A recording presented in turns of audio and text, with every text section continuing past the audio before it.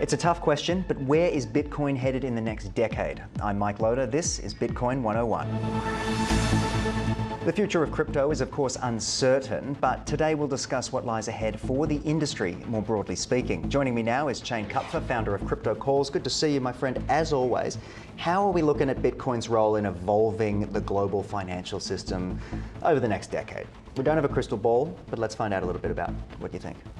Good to see you too, mate. And I think the biggest thing is going to be what we're seeing currently throughout the US is policies where they're trying to use it as their financial reserve. Yes. Which would shift the US dollar out of financial reserve as its only and then into Bitcoin, and then obviously that opens the door for other assets in the top 10. So when you're seeing policies like this, if you look at any financial policy in the past, usually what America does, other companies in other countries in the West will then follow.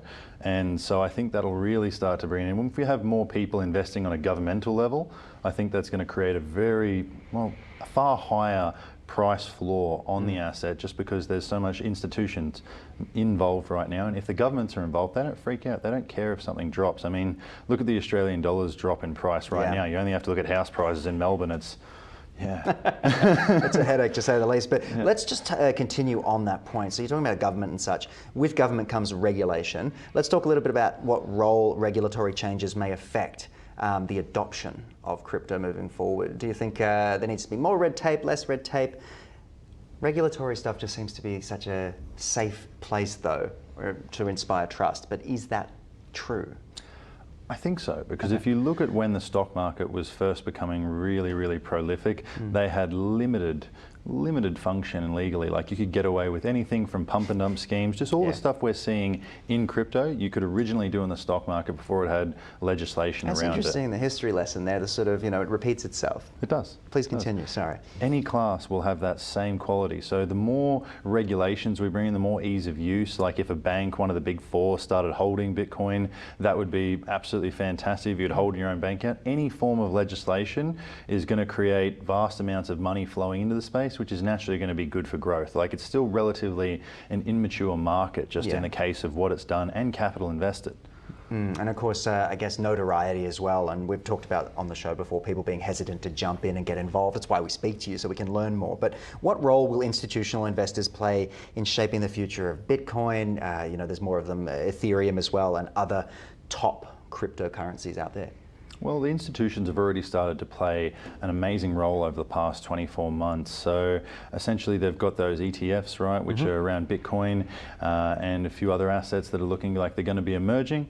And then biggest thing next is they're already all investing it. Michael Saylor be a great example of it. He's strictly just Bitcoin.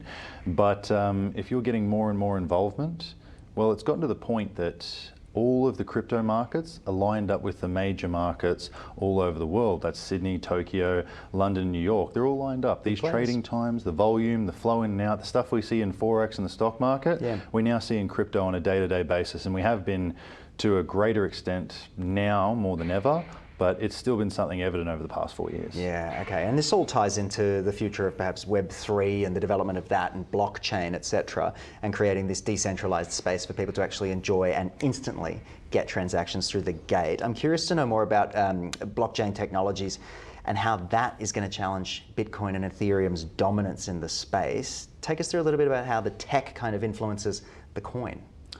Well, look, Bitcoin, its technology alone, it created something that it's a black swan event. Yeah. But its technology itself is completely archaic compared to every other cryptocurrency, because the technology took the existing and improved upon it, right?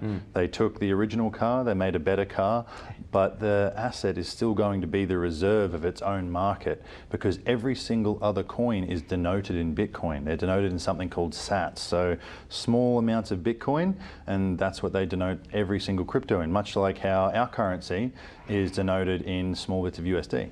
I'm with you. Okay, so how might macroeconomic factors like inflation, interest rates, things like this influence long-term price trajectory of major cryptocurrencies? There's a lot going on in the world right now in terms of geopolitics and such, but let's talk macroeconomics for a minute. Well, again, question like that, you're looking 10 years into the future, Yeah. so it is highly speculative. But what I personally believe, in my opinion, is just that the more we see our currencies, fiat, start to deflate, and we've got that easy money, right, because it's floating exchange currency, we print more and more and more. Every time there's a disaster or anywhere in the world, we print more to give relief, we print more to pay debts. Yeah. That puts a gap in between Bitcoin and printable money, because you can only have so much Bitcoin.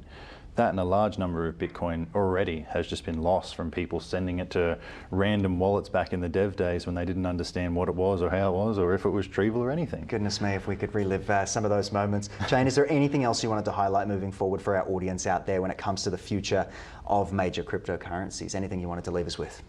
I think the biggest step is, with any new space like this, you have to get educated so you can make an informed decision.